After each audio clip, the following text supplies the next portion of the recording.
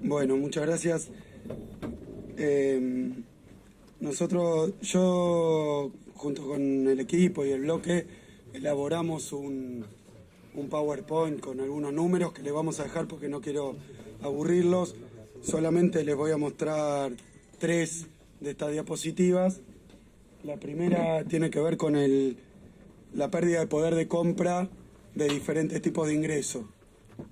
Desde la llegada de este gobierno, diciembre del 15 a junio del 18. Un trabajador perdió 3 salarios y medio, un jubilado, 4 jubilaciones mínimas.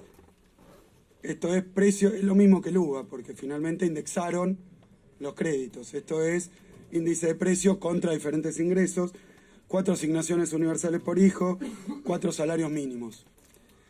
Es decir que efectivamente, y sin ponerme acá ni escatológico, ni ponerme a reivindicar lo que hizo nuestro bloque, lo que alertó nuestro bloque, no puedo dejar de decir que si ustedes observan la opinión que dimos cuando hubo que discutir el proyecto, incluso el sentido del voto, que fue negativo, pero si observan la opinión que dimos, todos estos riesgos de lo que está ocurriendo los veíamos como posibilidad, como riesgo. En aquel momento, obviamente, todavía no se había desenvuelto de una forma tan clara la política del gobierno.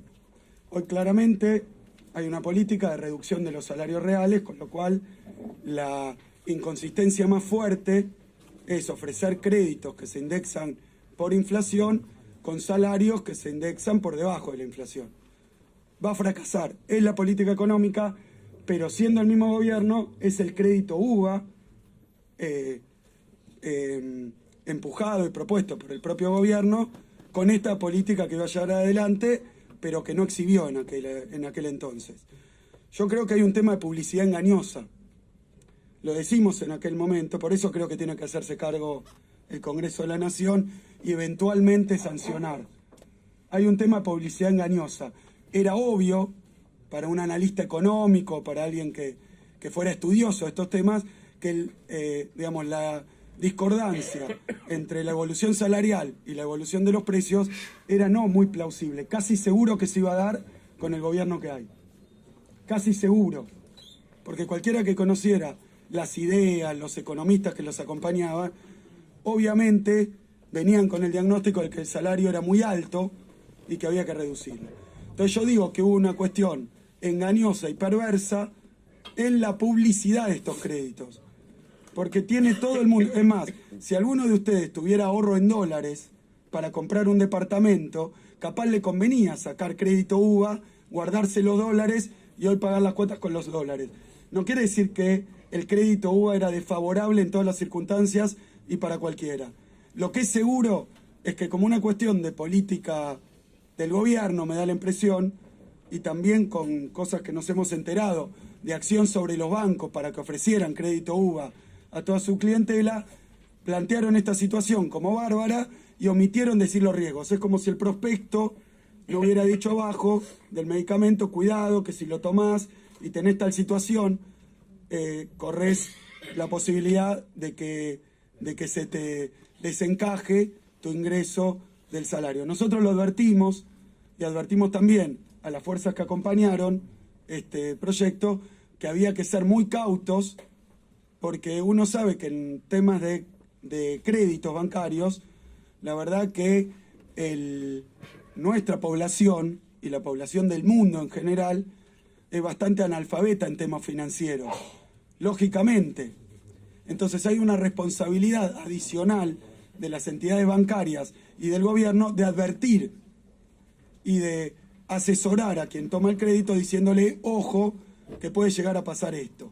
Acá me parece que estuvo uno de los grandes problemas, no en el instrumento, porque créditos indexados en pesos, indexados por el índice de precio, no es ni malo ni bueno. Depende en qué situación estés. Lo que para mí fue muy, pero muy perverso es ofrecerle a la población asalariada del sector, incluso con más énfasis, lo digo para el caso de los asalariados del sector público, porque es el propio gobierno que les ofreció los créditos por la banca pública y hoy les cierra una paritaria por debajo.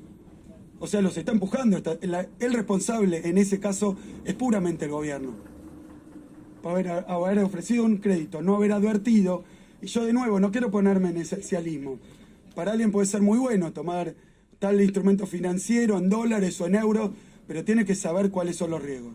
Acá lo que no se advirtió son los riesgos, nosotros los advertimos, votamos en contra y propusimos en aquel momento que hubiera un techo, que es alguno de los proyectos que ya he dando vueltas, que dijera que nunca la cuota pudiera superar el coeficiente de variación salarial, y también propusimos, por eso firmamos el dictamen favorable, pensando que íbamos a poder convencer al Congreso de que agregaran estas cláusulas. No pudimos, votamos en contra. Porque con estas salvaguardas hubiera sido más asequible, menos riesgoso y menos problemático. O sea que hoy el lío lo armó el Estado. Porque no advirtió, porque publicitó, porque me animo a decir, es un poco político y creo que estamos hablando de otra cosa, lo usó como instrumento de propaganda electoral, nunca dimos tantos créditos hipotecarios. Tengo una filmina, si vos me permitís, la 18, y también quiero polemizar con el colega, como economista, no como diputado. Ahí tengo el mercado de crédito hipotecario contando el Procrear, que fue un instrumento de crédito hipotecario. Mentira que se daban menos créditos hipotecarios, se daban más, con el Procrear incluido, que era un crédito hipotecario, con todas estas cláusulas, tasa subsidiada y variación de la tasa a partir de cierto año según la variación salarial.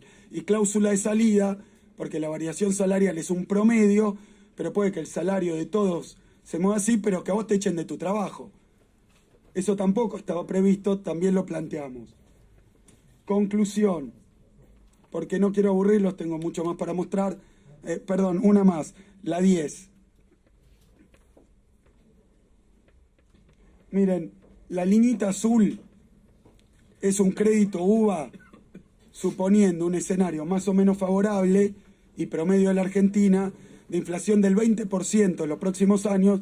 No nos pudimos hacer los tontos, le pusimos 40 para este año y 25 para el que viene, que son las estimaciones más o menos del gobierno. Arriba dice la cuota se va a convertir en 119.000 pesos al cabo de 15 años, no de los 30 del crédito. Y van a estar debiendo un deudor 16 millones de pesos para un crédito de 1,5 millones. Esta es una hipótesis, por supuesto, son escenarios, pero no es inverosímil. No es inverosímil.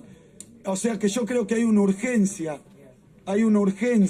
y lo traje porque pensé que tal vez había legisladores del oficialismo a los que podíamos tratar de convencer de que hay una urgencia que corrijan el proyecto en el sentido que planteamos originalmente, que no son locuras, es poner ciertos criterios de salvaguarda y de protección para el deudor, porque lo dijimos desde el primer día, este es un crédito bárbaro para el banco, para el acreedor, es lo que siempre pidieron los bancos, indéxenme los créditos por inflación.